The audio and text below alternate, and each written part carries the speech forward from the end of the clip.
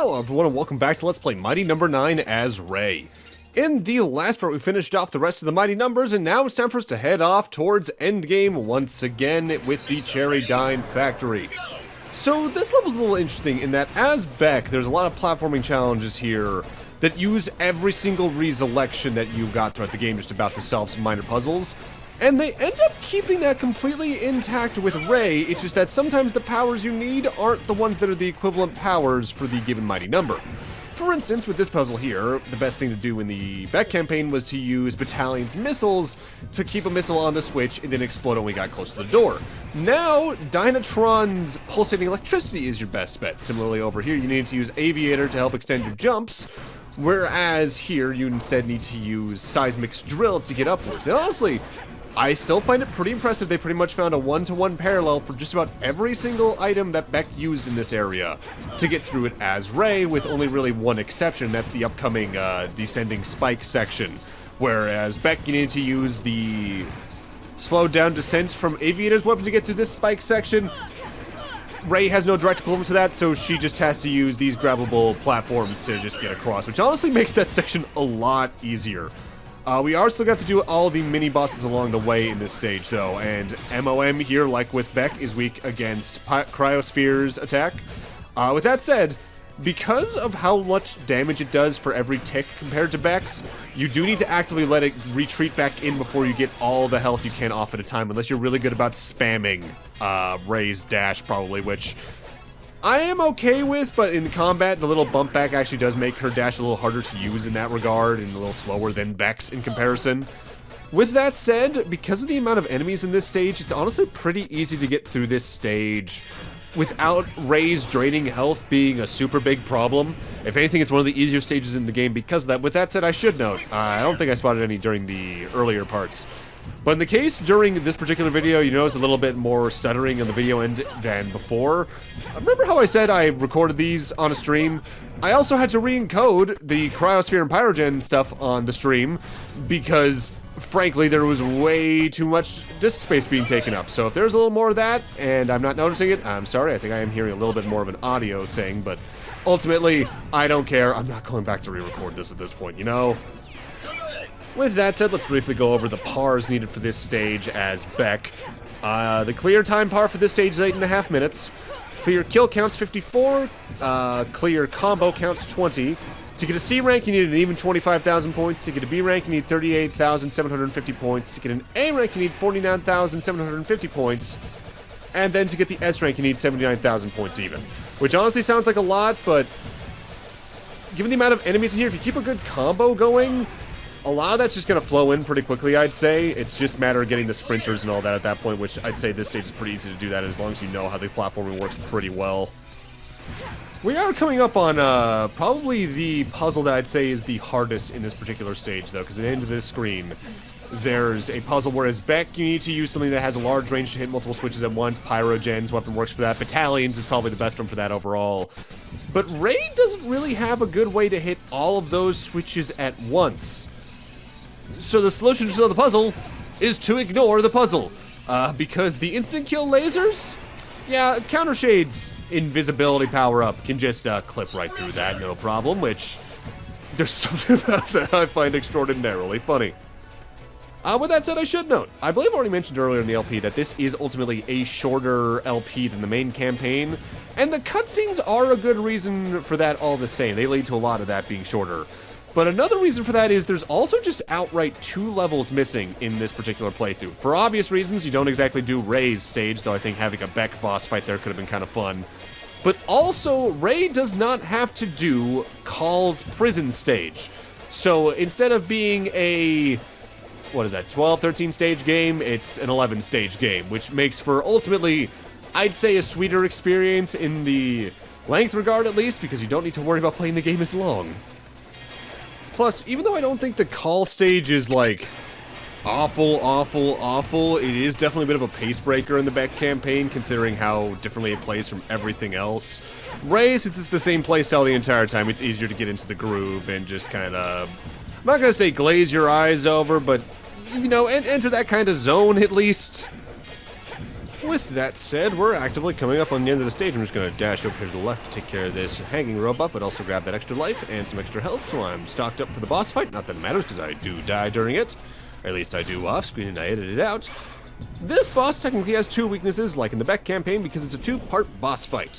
First off, we got Nameless here. Nameless is weak against Dynatron's electric zap, but only if you hit it directly in the face with it. Dashing into it can do some extra damage along the way just to get it done in as few cycles as possible. Then it's time to fight the MOM, which is weak against Cryosphere's ability, and dashing alongside to get some actual odd damage in. I'm very inconsistent with this particular phase of the fight, I've noticed, in that I find it easier to kill it sometimes more so than others, because I've done both practice runs as Beck and Ray in this fight, and killed the MOM in a single cycle, I swear to God. Sometimes, though, it just doesn't work out, and I can't tell why. Just to say it again, I apologize for the visual hiccups that's in this stage in specific, but there's nothing I can really do about it at this point without going back to re-record the stage, and I've already uninstalled the game from my PS4 and 5's hard drive at this point. I don't feel like doing that again. I think you all can understand why at this point. Besides, I think this is the only stage that really gets impacted by it. I want to say the final stage is pretty much completely intact with nothing else like this happening in it. Enough cryospheres to the main dome, and MOM as well as Nameless are out of your way. One stage left in the Ray campaign. Worth noting, by the way, though, some of the audio stuttering was on the console side as well. Namely, whenever you absorb some Zells repeatedly as Ray, I swear the game starts stuttering more and more the longer you play it while you do that. And I can't tell why, because that was happening on my console and not on the recording. Mind you, it's like at the end of the day, Mighty Number 9, no matter what you're doing with it, is probably held together with scotch tape. Not even duct tape, just some scotch tape.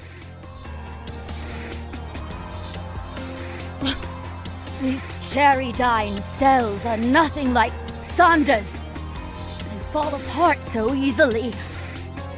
I feel almost defiled. What is my consciousness fading?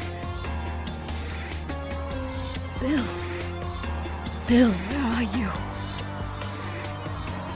Bill! This emptiness inside!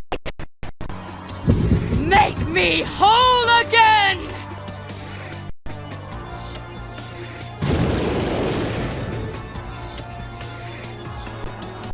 I found it! Nothing will stand in my way! You know, given Ray's deteriorating state of mind and being, the stutters in that cutscene actually weirdly add to it. Weird. With that, though, time for the final stage of both campaigns. Once again, it's the Battle Coliseum. This stage doesn't change that much as Ray.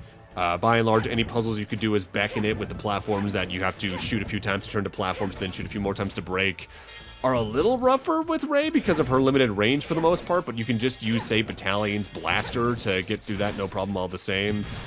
Enemies aren't that much of a threat. The platforming isn't that much of a threat. The only real threat at this point would be Ray's ticking down a health meter once again. But even then, because of the amount of enemies there are on top of the health points placed around, this stage isn't even that hard. As Ray itself, it really is just the final boss that causes issues once again. And even then, causes more issues as Ray, just for the obvious reasons. For now, though, let's actually go back to talking about stage rankings and the pars needed. Namely, let's actually talk about the stages that Ray doesn't go through. The prison stage with Call that I talked about earlier, it has its own ranking requirements, of course. The clear par time for that is 4 minutes. The clear kill count par is 25, but there's no combo bonus for that stage because Call doesn't have the dash and thus cannot absorb Zells like Ray and Beck can. To get a C rank, you need 4,250 points. To get a B rank, you need 10,500 points. To get an A rank, you need 18,000 points even. And to get an S rank, you need 28,500 points. Next up is Vermilion Destroyer, which is the Ray DLC stage that where you play as Beck against Ray. The clear time par for that is 5 minutes and 30 seconds. The clear kill count is 47 kills, and the combo count needed as the basis for the ranking is 10.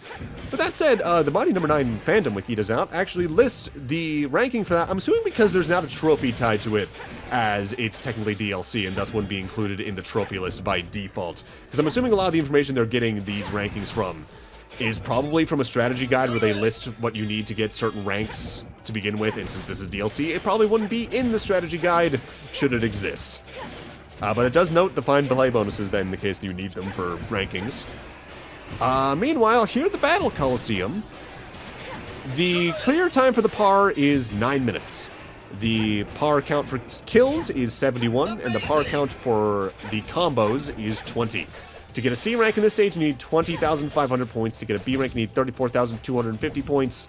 To get an A rank, you need 45,250 points. And to get an S rank, you need a whopping 74,500. Another issue in this stage as Ray specifically is if you're trying to use just your basic attacks to get through these blocks, because of the range the 1-2-3 swipe has, it's easy to potentially mess up in there and just fall into more of the weird little Zell blocks and take some extra damage. I've already said before that I've been tempted to go for the Platinum in this game, and I think a lot of that comes down to I want to get the most out of this game in specific, just so I can say I tried my best to give it all the chances it could. Because there have been games I've enjoyed more trying to go for the Platinum Trophy and all that, and completionism, but there's also games where that's just drained the hell out of me. Hi, Yakuza 3. Hi, Yakuza 5. At the moment, hi, Yakuza 7. But at the same time, I've always been kind of weird with Platinum Trophies in a different regard. I go for them in so many games. I have never gone for one in a Mega Man game, period. And that's already my favorite franchise, which is just kind of bizarre in its own different regard. And I've also not gone for them in games I also love, like Resident Evil. So the fact I would go for it in the game that was attempting to be its own spiritual successor to Mega Man and failed at so many aspects of it, just feels like it also wouldn't be very respectful to the series I love so much in its own different regard. At the same time, though, I guess I'm satisfied enough going, yeah, my rarest trophies are Almighty number 9, and that's kind of a sad thing in its own state, because those will probably never get out-rared, unless I specifically play games that have more players but have rare trophies in them.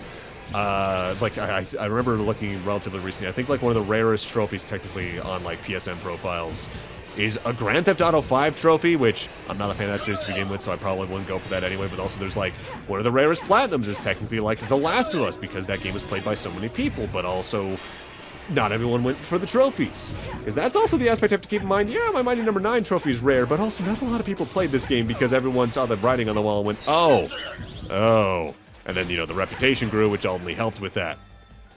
With that said, it's time for the final boss. Ray definitely has a harder time at fighting Trinity than Beck did. But a trick to talk about with this fight I haven't talked about yet is, I've already mentioned that you can bounce through certain projectiles with Ray's dash just to kind of bounce off them innocently. You can also dash downwards as Beck and Ray. And when Ray does that, she'll actively kind of pogo stomp off of them, and you can use that to keep yourself high up in the air to avoid damage in some phases of this fight. Like right now, you can pogo stomp off like this to do some damage and then stay out of harm's way. Both phases of Trinity are weak against Battalion overall, but I only really like using it here in Phase 1. As since this Trinity phase stays still long enough, the rapid-fire nature of it is easier to take advantage of to drain through the health much more quickly. Notably, in the the Beck playthrough, I cheesed this fight by spamming Brandish in such a way that I clipped through her projectiles. I believe they fixed that issue with Ray's version of Brandish, so you can no longer rely on that. With that said, you can still melt Phase 1's health pretty quickly. Phase 1's attacks move slowly enough that if you observe what's going on, they're actually very fun to dodge. Phase 2, on the other hand, is a little bit rougher.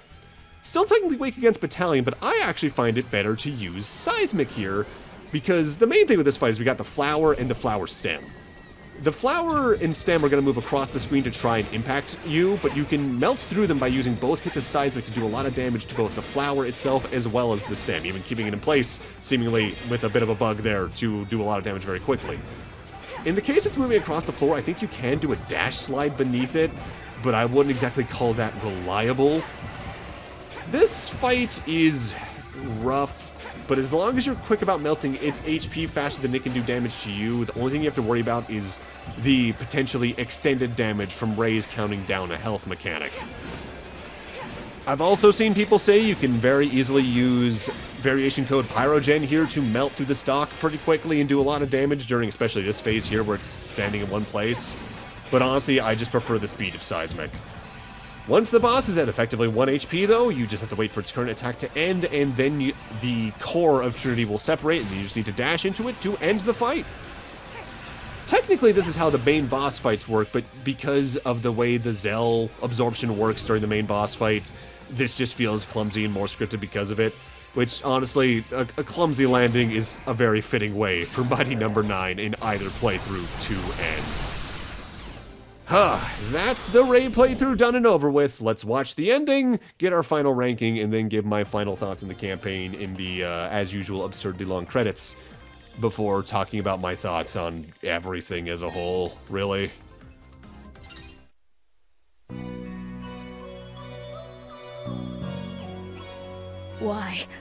Why aren't you here? Why are you letting this filthy cell destroy me? Why is it so warm? Huh? Who? Can you save her, Beck? I'll try.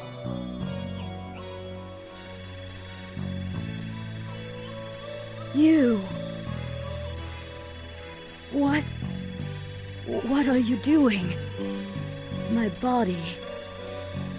It's been purified. The deterioration has stopped. I feel so warm. It's like I'm almost human.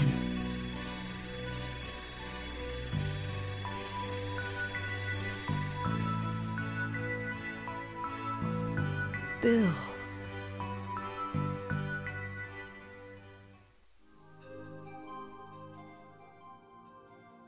Oh, we're done. We're free. Ray's campaign, my thoughts on it are pretty much the same as the main game at the end of the day. There's a lot of cool ideas here, a lot of cool concepts, and also some fun execution. I genuinely think the intro stage through, at least with my boss order, the first like 5 or 6 Mighty Numbers, yeah, there's some issues here and there, but I think it's ultimately still kind of fun to play. But the latter half just kind of falls apart as you get boss fights that are clearly just not designed around either Ray's base moveset, her counting down health mechanic, or any of her variation codes. It feels like a very sloppily pasted on extra playable character in ways that a lot of other games would just do much better. Even hell, Mega Man itself, for example, does that much better almost every time it does it. Almost. There are times where it's been handled worse, like I brought up earlier in the LP. But just, Ultimately, Mighty Number 9 failed to deliver on a lot of its promises, and that's kind of a no-shit Sherlock moment, but it deserves to be stated. There's a lot of cool things in this game. I think the character and art design's great. I like the music a lot. Genuinely, I think the music is really good, especially when you're listening to it outside of playing the game, where then you're just tainted by everything else. But underbaked, flawed execution rattles throughout the entire experience, and that's just unfortunate. But like I said during the main LP, ultimately I'm glad this game happened, because for one thing, as Capcom themselves have said, like I said in the first campaign's credits, the reception to this game's Kickstarter is why Mega Man 11 was basically greenlit at all, and that was ultimately for the better, even though it's been, checks watch, almost 6 years since that game's release. Plus, at the very least, obviously Gunvolt's just a better series to begin with, but we at least got okay spin-offs to this in Mighty Gunvolt and Mighty Gunvolt Burst that are ultimately better received. And I will tackle those at some point, I'm not sure when, but I will. As for Mighty Number 9 itself, though, this is probably the last time we're seeing it on the channel. Yes, there's challenges to worry about, but honestly, I just don't care to record those because I really don't want to do another set of, alright, here's recording streams, we're just doing combat and platforming challenges. Yay. The last time we might ever see this is if I decide to do a follow-up video where I, like, stream my platinuming trophy attempts and just kind of summarize how that went in a video, but even then, that's a very different type of video from what I like to do, so I doubt I'll ever do that. With that said, the credits themselves are still 4 hours long. They show all the Mighty Numbers again, the backers and all that. We're going to be staying through at least where the Mighty Numbers themselves start showing, then we're going to speed up until I decide to skip to the post-credits scene. Like I said during the main campaign, I think a large part of why I view this game the way I do is, for one thing, I've seen the worst of what mainline canon Mega Man has to offer, as well as what a lot of other games in this genre do right and wrong anyway. And this game does do things right for every step it does wrong as well. But also, like I said, I don't have the financial investment depression, so to speak. I didn't back the game on Kickstarter because I didn't have a way to back it at the time. And I picked it up for cheap months to a year later at a Walmart at an extraordinarily marked down price for what was still a completely fresh copy. The burnout's there, the soul leaving my body is still there in its own regard, but I cannot bring myself to be mad at the game at the end of the day. I find myself just being ambivalent to it. Which in some regards is actually worse, I will admit, because I don't feel an intense hatred towards the game that'll make me always think about it when I'm trying to think about what games do wrong. And I definitely don't like the highlights it enough to be like, yeah, this is underrated and should be appreciated more. Because while I like the art and the music, there are better versions of both of those things for other games in this genre that Mega Man directly inspired. If you consider yourself a super fan of Mega Man type run and guns to begin with, I'd say it's still worth a playthrough to form your own opinion on. And I do think the Ray DLC for the first little bit on its own is worth the $5 extra investment. But I'd just see if you could still find a relatively cheap, like, fresh physical copy, because you get it for free that way.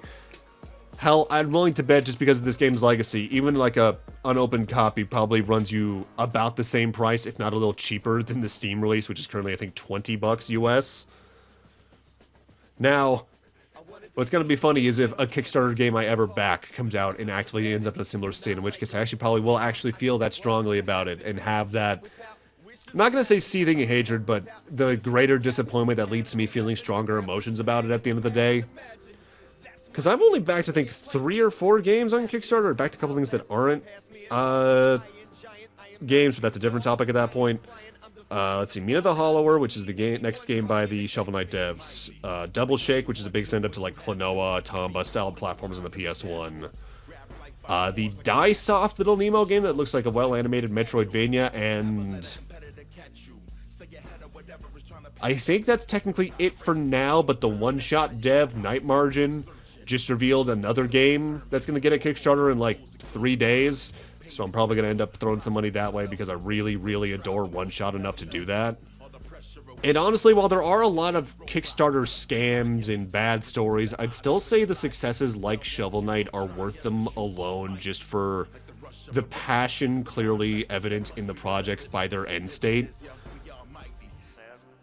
Helps that basically no other Kickstarter is going to have, you know, Keiji Inafune in some form behind it, probably ever again. And I'm willing to bet a majority of this game's issues in development and otherwise come down to his overambition on top of so many other aspects. And while I can't think of any stories off the top of my head, I can't help but wonder if maybe this game coming out the way it did maybe inspired other Mega Man fans to be like, I bet we could probably do better and make their own probably better Mega Man fan game at the end of the day.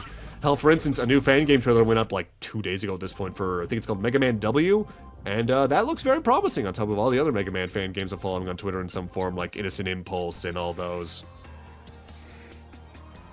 Dr. White's report.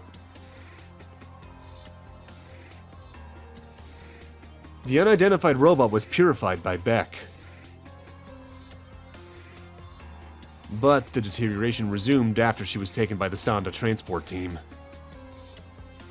Then, suddenly, there was some sort of massive energy discharge. The shock tore the transport vehicle apart. An orange flash of light lit the sky. 3 Sonda employees were wounded in the blast and are currently hospitalized. The whereabouts of the unidentified robot are currently unknown.